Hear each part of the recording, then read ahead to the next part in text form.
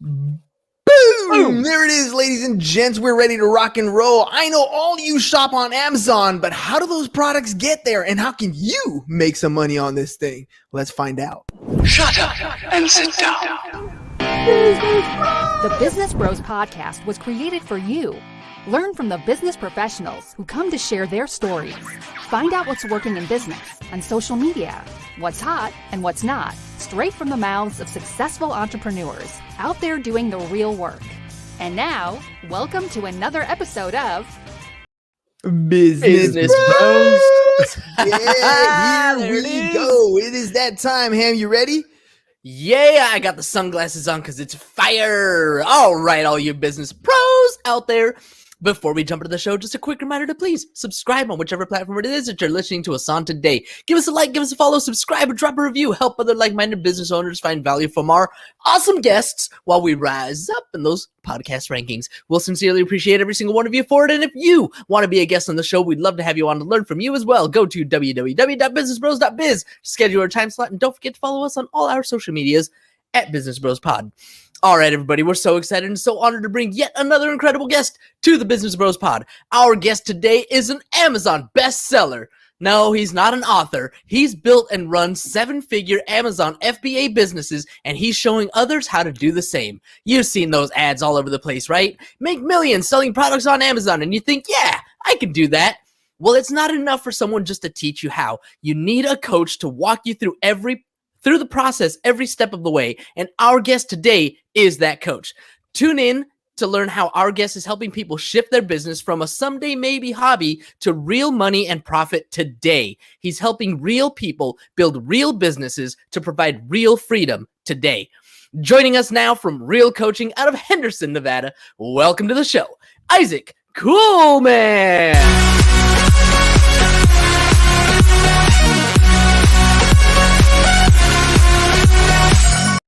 Okay, I totally did that cool man on purpose because I know it's Kuhlman, but cool man because we're being the cool guys today. It's actually pronounced Kuhlman, so you're right. Oh, there it is. There it is. And in honor of Mr. Kuhlman coming on the show, we got the sunglasses. I'll tell you guys a quick little story about the sunglasses. It is Friday, right before spring break at school. You guys know I teach high school, and I told my seniors if they hop on today, I'd be the cool guy. I didn't even think I should have said I got Kuhlman on the show wearing sunglasses. So that's why we got the sunglasses on today. All right, Isaac, let's hop into this thing, man. Amazon. I mean, I watched this interview that's cool, baby. I mean, you know how it is. I watched this interview. It was like 60 Minutes, and they were interviewing Jeff Bezos, and it was like in the 90s, and they thought he was crazy. The whole idea of, people are going to shop online and you're going to make money. And at the time, he was losing like $100 million a year. Yeah. Fast forward to today, whole different ball game. The guy's a genius. Everybody shops on Amazon. Half the population in the U.S. is an Amazon Prime member. But how do we get a piece of this? How did you get involved into being part of this Amazon giant and earning income off of it? It was kind of a crazy story. I actually started, I was working here at a indoor go-kart facility in town in Las Vegas. And I met somebody who happened to be an Amazon seller. I kind of showed him how to become a good go-kart racer. And he was like, hey, I should show you what I do. And that's, the Amazon business stuff. So while he was obsessed with go-kart racing, I was like, well, let me learn about some other business models out there because what I'm doing was pretty standard. It was, learn how to optimize your customer's experience, look at the metrics, try to drive more sales and more traffic and all that good stuff. Lo and behold, it's very similar to running an Amazon business. You just do it virtually versus in a store or in a facility. So I'd worked retail pretty much my entire life since I was 15 or 16 years old. Done some other odd jobs like summer jobs and stuff like that. But for the most part, working for companies and rising through management of retail stores. So he didn't have a whole lot of business savvy, but he had a lot of online marketing experience. He knew how to grow a brand. He knew how to source products from China and source products from like Korea and Taiwan and some other places. And he knew how to basically get them sold online. So I was like, all right, well, this is pretty interesting because I know about how to sell online, but I don't know how to do it. Like I don't get how you get ranking. I don't understand how you source the products, how you know what to sell or any of that stuff.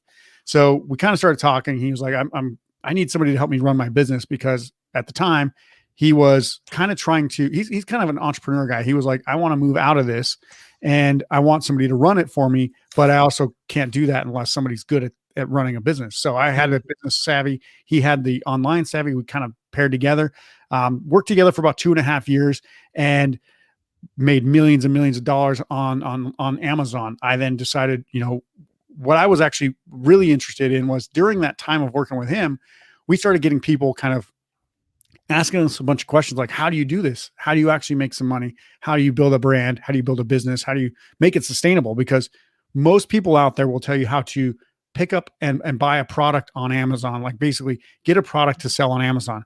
But that doesn't tell you how to provide yourself with cash flow, income, how to make a sustainable business out of it, how to, make a brand that you can possibly sell later on, which is what a lot of people are doing right now for 7 figures or more. So what we decided to do, or what I was kind of doing with him, but then also Kirsty Verity, who's now my business partner, kind of came in at the same time. We decided to start coaching people because we wanted to show people how to do this. Because one of my things in life is if you become successful at something, turn around and help other people become successful at that as well. Because it's a lot of people say, well, why don't you just go out and make a bunch of money for yourself? I'm like, is that the kind of world we want to live in, where it's like all about me and I never want to help anybody? I know you guys obviously help people, start up their own podcasts and do some other cool stuff like that. So, being on this show shows that you guys are also have that kind of similar purpose of share the information, share the love, and share the opportunity, because there's so many ways to make money and live a better life that, just having like that insight into that is kind of a great thing for a lot of people. Try to make the world a better place. You're absolutely right, right? Our number one rule is to be of service to other people, right? And here's the issue with business in general. I feel like a lot of people who get into business have this idea that they're the best at whatever XYZ task that they were doing at a job. They end up leaving, they go off on their own, and they're really looking for that silver bullet, that one thing that I can do to create passive income, right? And when you hear about these Amazon stores and the Walmart stores and those types of businesses, the cool part is you can easily see how scalable it is, because Amazon has obviously scaled their business, and you're following a very similar model. How much time do you spend into getting into one of these programs? If I wanted to get started, like what kind of time commitment am I talking about? Yeah. So I think for like, just to get started, the first couple of months, maybe like the first 6 months, you're spending a decent amount of time trying to get this going. Basically, investment wise, you might look between $5,000 to $20,000, which is a decent sized chunk of money. No one's debating that, right? Like, and I'm just talking about to run the business. That's not like investing in any programs or anything like that to help you along the way. But essentially, you need somebody to help you, because you're not just going to go out and do this. It's not like in any business, you wouldn't just go open a store and be like, I'm open, now what? Like that would be crazy, right? Just like most people put a product on Amazon and go, I don't know what to do now. Like it's just sitting there. So you do need some help, obviously, but for the actual time commitment in the first 6 months, you're probably looking a couple hours a day. So maybe 10 to 14 hours a week. We try to limit things because we know that people are busy, right? Like it's impossible to say I'm going to work 6 hours a day. I've never worked 6 hours in my business on any given day, unless something catastrophic happened. Right. But most of the time we know people work full-time jobs. We wouldn't recommend just quitting your job and then starting an Amazon business unless you have a ton of cash flow in your bank. But basically, you can do it in 2 hours. We actually block things down into 2 hour times per day and just say, just get this stuff done today. It'll move you one step closer every single day if you just block down things into 2 hours. And then basically, as you get past that point where you've launched a couple of products, maybe after a year or two, maybe like not even a year or two, probably like a year or a year and a half in, you'll start to kind of automate a lot of this stuff. Or it's not even automated. It's just that the systems are so easy that you get used to them and you kind of know exactly what you're doing, that literally, my business partner, Kirsty, she spends 1 hour a week in her business. I probably spend 5 hours a week on my business. So it really is one of those things where you just kind of look at like your metrics, make sure everything's going okay. And if things start to go awry, then you start to fix something. If not, happy days, you just let it run and you don't have to do anything that week. And maybe you just do a reorder or reach out to your supplier and say, hey, thinking about getting something happen, change the product a little bit. But that's about it. I mean, there's nothing that's super detailed where like you're managing a team where you have to go into an office and tell them exactly what they have to do every day. The time commitment is like your supplier, maybe a sourcing agent involved, and then maybe like a VA, like a virtual assistant to help you track some stuff or manage some stuff. And that's pretty much it. You can run this business on a skeleton crew like that, probably until you get up to, 7 or even maybe $1 million or $2 million business. So it really can be scaled quite easily. So you're telling me there's a chance? Yeah, there's a chance here, right? So there's an opportunity here. So you mentioned some dollars here too, right? So $5,000 to 20 grand. I was looking at some of these other programs online, and they were talking about at least 25,000 and a line of credit of another like 20 grand. What's the difference between going to some of these programs and going to maybe one of yours? And what kind of expectations should we look at if we do start our own Amazon store? Yeah. So, I mean, every program is going to have their own costs as well. And I'll tell you, we'll have different options for people at different stages and different budgets. But essentially the way that you get started is we try to help people manage the expectation of you want to have a successful chance of launching a product on Amazon. And yeah, if you want to get $25,000 and have a line of credit, that probably helps you become more apt to be successful, but it doesn't mean that's what you need, right? It's not a requirement. I've actually launched 2 separate brands on Amazon, and with both of them, I set a fixed limit of $15,000. And I said, okay, look, I'm probably not going to invest much more unless like this money starts coming back. So I said, here's $15,000 because I wanted it to be true to what we tell people. I said, I want to start up 2 brands or one brand at a time, 2 separate brands, $15,000. And that's exactly what I did. I even took receipts and showed everybody that asked at the time. And they were like, well, how much did it cost you? It was like $14,682 or something like that for 2 products on my first brand, actually, which was quite difficult to do because most time you don't get 2 products with that kind of money. But we say, look, if you can get 1 or 2 products with that money, get it to be successful, start generating some income around, then you'll actually be able to fund the business more by its own cash flow than by injecting a bunch into the business yourself. So what we do is we actually plan this out through spreadsheets. Crazy as it sounds, like businesses are run on spreadsheets. So we have these spreadsheets built out that before you even place an order with a supplier, you know exactly I should say not exactly, but you'll have a very good idea about what you can expect to get in cash flow a month, how much income you can make, how profitable the product will be, how much money you need to invest in the marketing, how much money you need to plan for the ads ongoing. And all that's laid out before you ever even order the product from your supplier. Because what we want you to do is understand all the costs involved. So you're not caught by surprise and you're like, oh man, I didn't realize this niche was going to be so competitive. Well, if you filled out the sheet that we're talking about, it's called our real product analyzer Bible is what we call it. And if you fill that sheet in properly, you'll know pretty much exactly what the costs are going to be. You're not going to be taken by surprise. It's going to be like, so we have people that come to us and they say, oh, I went through this program and the profitability looked good. A couple of competitors weren't that competitive. And then they go in there and they don't really know how to assess competition. They think, oh, the reviews of other products aren't so high, so I can go in there and it's not so competitive. But to get successful, we say you pretty much have to get to page 1. And to do that for any regular keywords that people are searching, not some crazy random keyword that you want to be successful. So for example, I sell an ice scraper.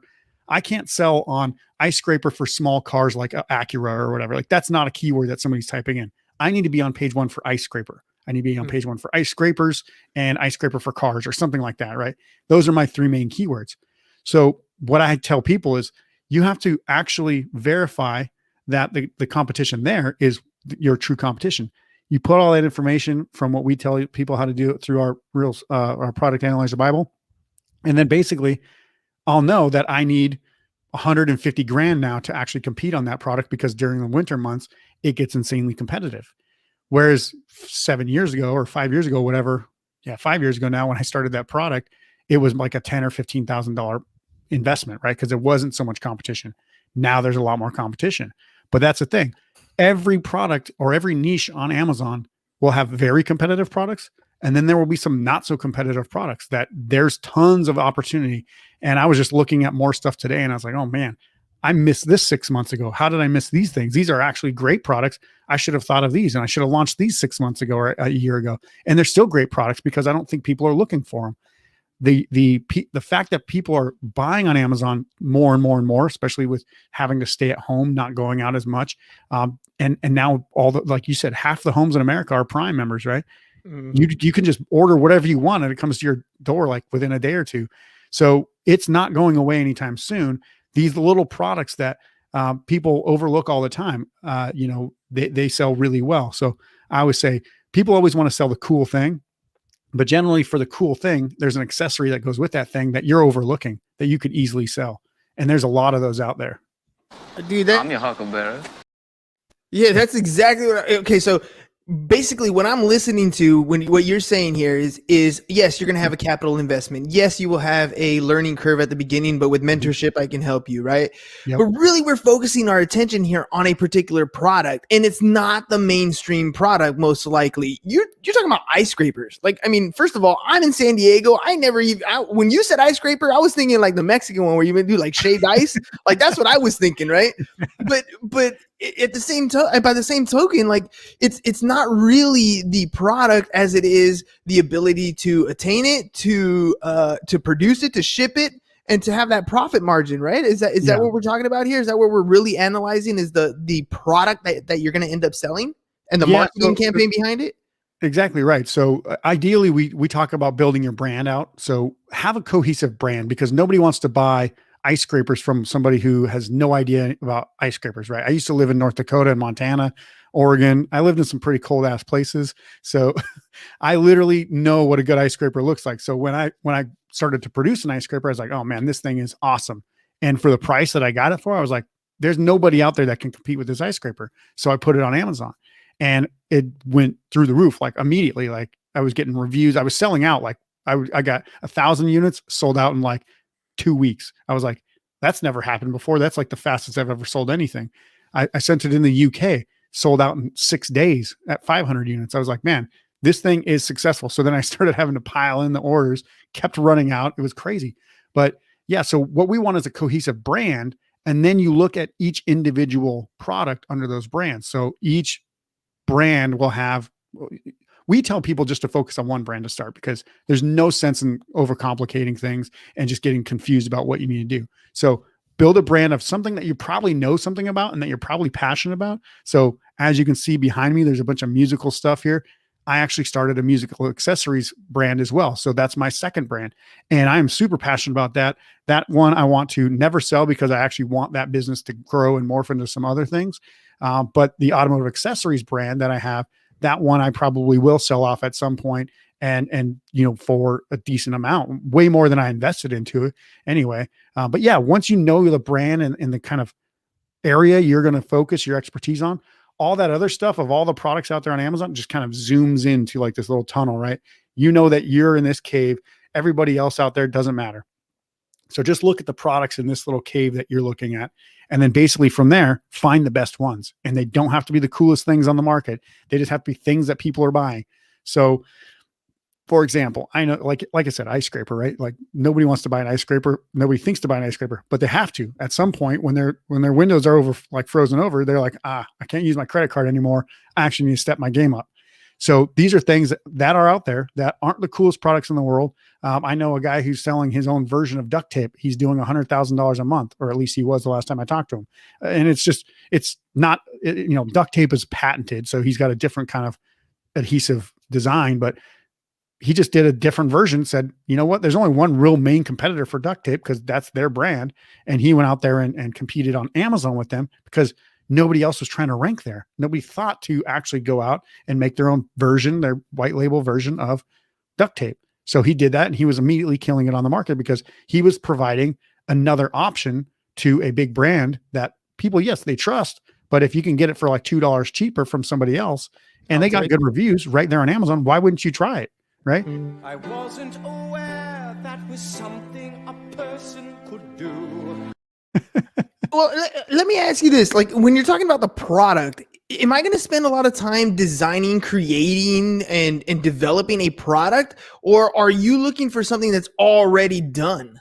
Yeah. So ideally, it's something that's pretty much done. You might make a minor tweak here or there. So like on my ice scraper, it was already something that was manufactured, but it wasn't widely sold. And Amazon didn't have that product. So I'd never seen one in a store. I'd never seen one online. It was previously manufactured. All I do is change the color of the foam and turn the handle around to make the grip on the right side, because they put the grip on the opposite side. So it'd be upside down. You'd hold it weird. So I was like, all right, turn the grip around, change the color. And then I just put that was it. So I made some minor tweaks, put that online, and basically that's what I'd sell. The development process is, yeah, you'll do some research around what your competitors are currently doing. So we always say, buy your competitors' products, see how good they are, look at their reviews and see what people are complaining about and what they like, make notes of that. And if you can change something that doesn't raise your cost of your goods, then great. If it marginally raises it to where you can still compete and be at a competitive price and not lose margin, obviously, then do that. But if it's like, I always use this example, I call it the golden toilet scenario. You don't want to sell the golden toilets because you're probably only going to find one or two people to buy a golden toilet from you, right? Mm-hmm. Rather sell the porcelain toilets that everybody wants. So don't sell the best version of something. Sell the version that people want, the best value, the thing that they know works at the price they're willing to spend, right? So I can't sell an ice scraper like mine for $35. There's just no way. I sell mine for $8.99. It's about 9 inches long. It's not a long handle one for like SUVs and big tractor trailers. It's for cars.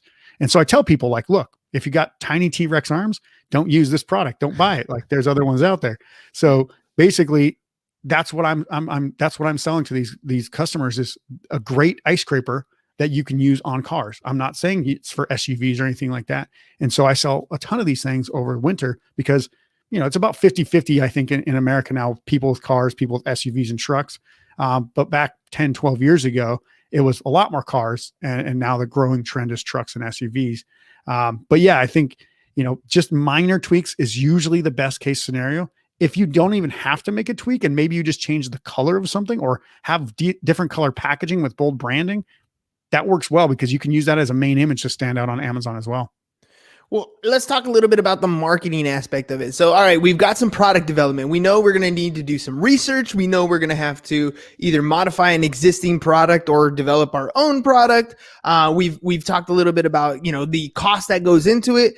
Now let's start to create and market our brand. So my favorite place, honestly, that I've seen a lot of cool stuff and it makes me want to order stuff on Amazon has been TikTok. I'm like, I scroll through TikTok. I'm like, TikTok made me buy, or whatever. TikTok made me buy this or whatever. And I'm looking and I'm like, I just see people using the product.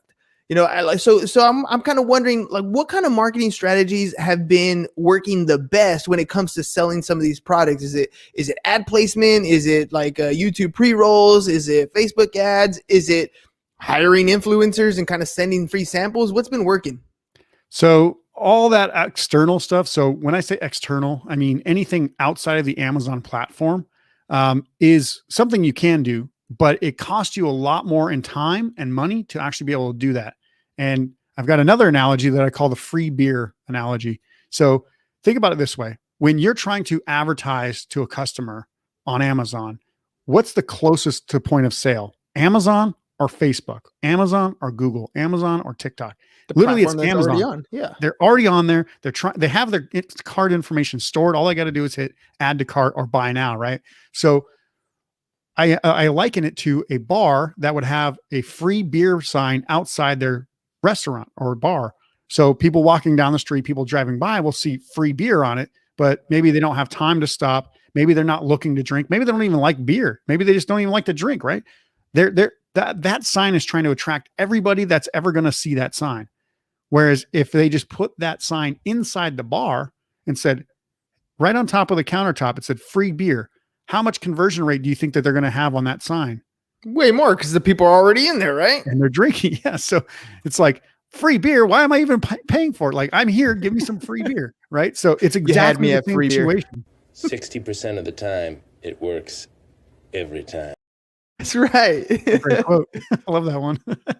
So yeah, exactly right. So when they're already there, focus on them there. Point of sale matters. Like they always say, like real estate, location. Same thing. This is the location. People on Facebook aren't necessarily there to buy. People on TikTok aren't there to buy. They're hanging out. They're doing things on social media. They're arguing politics or talking about anti-vaxxing and all this other stuff. It's crazy on those things. They're not necessarily looking to buy a product. especially from Amazon. But the sales funnel process can be done. It just probably isn't going to be as profitable or likely as easy as focusing your marketing efforts directly on your Amazon listing and using their ad platform to actually get those sales. So just for clarification here, Amazon has become one of the major search engines. So when you're talking about, advertising or specifically working within the platform, you're talking about spending some pay-per-click advertising directly in Amazon at the point of sale is what you're talking about, right? Exactly right. And, allow Amazon, who is literally the largest buyer of Google ads, to go out and bring traffic to their site. Your job is just to take what they've brought there and go to those keywords where people are searching to buy stuff, because they're there to buy stuff, because anytime they search into that thing, they're shopping, right? You're on an online store. You're not on a search engine, a query-based search engine like Google, where it's like, what is the best ice scraper? You're not looking for answers. You're looking to buy something, ice scraper. Then you shop and you get those keywords directly on those keywords, or you get those ads directly on those keywords, and people will buy from you when you're there. So the other cool feature that Amazon has is when I buy, for example, I buy a podcast mic, and it's going to say something like, people who bought this also bought, and then there's the arm or the cord or the pop filter, whatever it is. When you're paying for ads and stuff, is ad placement part of that? Is that part of your campaign that you're setting up as well?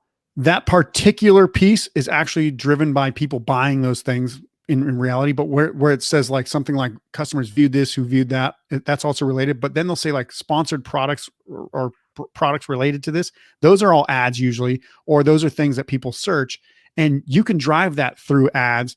Also, on a single listing page, if you scroll down and just look and you actually pay attention to how many ads are on there, there's probably 7 to 8 ad placements on there on just another person's listing that you can also maximize. If you think you're a better product or have a better price, or, you get really good conversion, you can actually list your advertisement right on their product listing, and you can take their sale from them sometimes. So there are definitely a ton of different ways on Amazon where you can be placed and get your sales from just going through Amazon. If you try all that other stuff, you'll overcomplicate what you're trying to do. You'll take way longer. And just so you guys know, on Amazon, you might have a $5 to $7 profit margin. Let's say you get $5 or $7 profit from a product. If you go out and try to do a Facebook funnel, right? So that means to get people from an ad on Facebook to maybe a landing page, or directly even to your Amazon page, you'll likely spend at least $10 to get one person to buy. And the worst part is it's very hard to track those numbers. So you're actually losing all your profit every single time somebody buys something. So we've looked at this, and if you have high margins, that works. You can do this on Facebook. But most people don't have $20, $30, $40 margins on their products, because most people don't have $200,000 to start their Amazon business and buy products that are, $200 cost of goods or something like that. Well, you help me get a lot of clarity here, because and that's super awesome that it's focused, right? Because there's so many different platforms that we can advertise on, so many different creatives that we can go into when it comes to creating marketing campaigns and ads and stuff. But what I'm getting out of this is really you're focusing your attention just on Amazon. You're not going anywhere else. You're looking at products just on Amazon. You're looking at niches just on Amazon. You're looking at marketing campaigns just on Amazon. You're becoming one Amazon expert at a time. And that's what your courses are helping people to understand, is that this thing that you create, this product that you do have the capability of turning it into a profit or an income stream if you're just laser focused on this one thing. And I've always heard that selling on Amazon has a very low profit margin. Is that just on a per product basis? Because you're at an $8 or $9 product, and I remember hearing way back when, and I didn't do any research about it, but they were like, you have to sell at least $20 to $30 product in order to make a profit. Yeah. So I sell products that are under $10 that make profit and make cash flow every single month. So the way that it's done is it's designed kind of on a weighted scale, how big your products are, how much they'll cost to ship from Amazon, but also how high the price is. So they pay a commission fee on it every sale. But we factor all that in before we even order the product. Like I told you through this Analyzer Bible, everything that we do, we make sure that these are still going to be successful. We even factor in how much ads we're going to spend. So that way we know what our cost of goods, what our profit margins are going to be after our ad spend. So we know exactly how much profit we should expect to make and how much money afterwards. So anybody who says that you have to sell at least a $20 product has never done the research to actually properly analyze that, because I can tell you that's not true. I've sold at least 5 products that were under $10 that make quite a bit of money. And the ice scraper is an example, right? I mean, almost every single year it'll do $100,000 a month in like December, January, stuff like that. And quite frankly, that makes a pretty good profit margin of about 18 to 20%.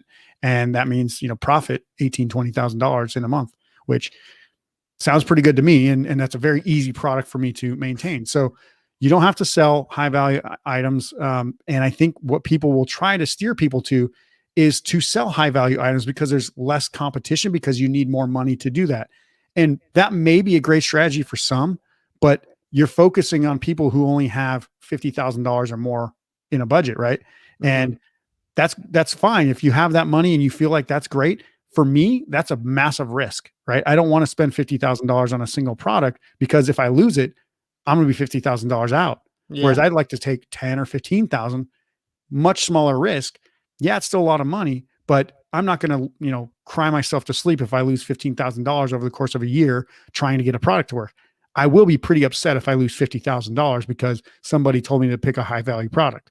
So that's the difference. I think what we try to do, our entire goal is to simplify everything in any business. I don't care what you do. If you simplify your strategies and processes and just get good at the things you need to be good at, and don't try to do everything and overwhelm yourself, you will be better at what you do. And you'll make a much, we call it real freedom, right? A freedom business for yourself. Now, we're not talking passive income. This is a business. You have to work.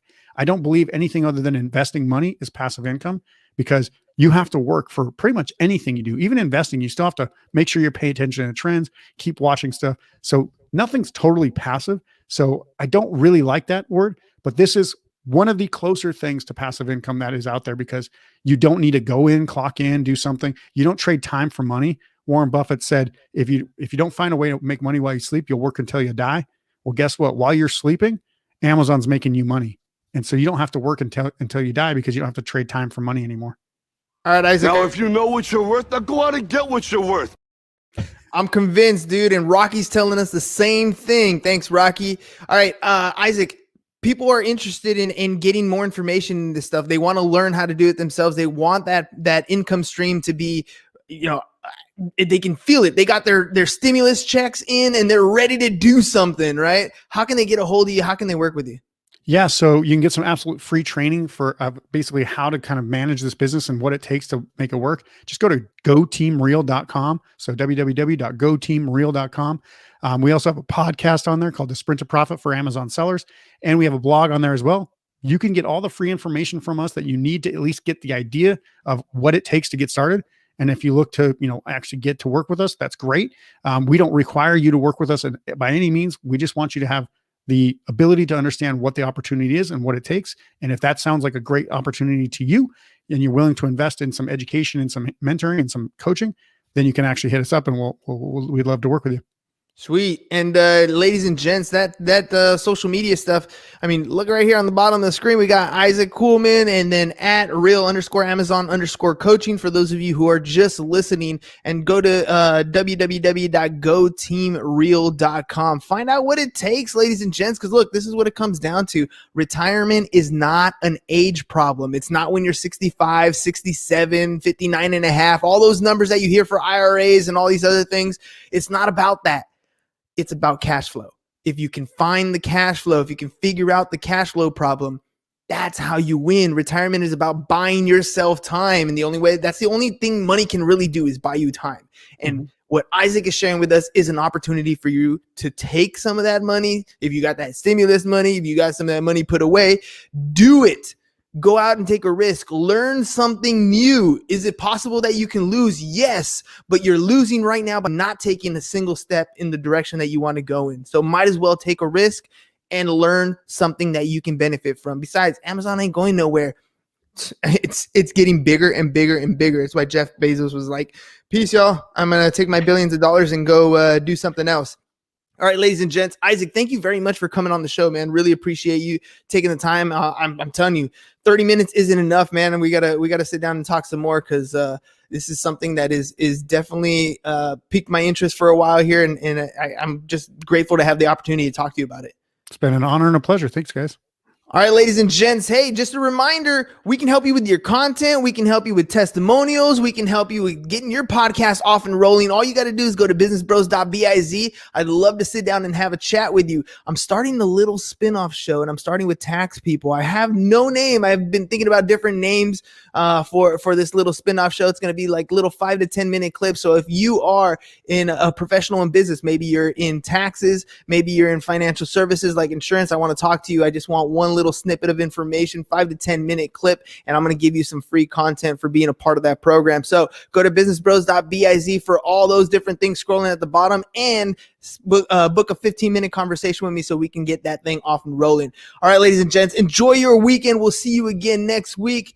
Peace out, y'all. Oops, I hit the wrong button, but here we go. There we go. Peace out, y'all. Thank you for listening to the Business Bros Podcast. Are you looking to get more clients or to increase your income? Hernan, the business bro, can help you generate referrals through the power of podcasting. And James, the insurance bro with Pipeline Insurance, can help you effectively add insurance to your existing business.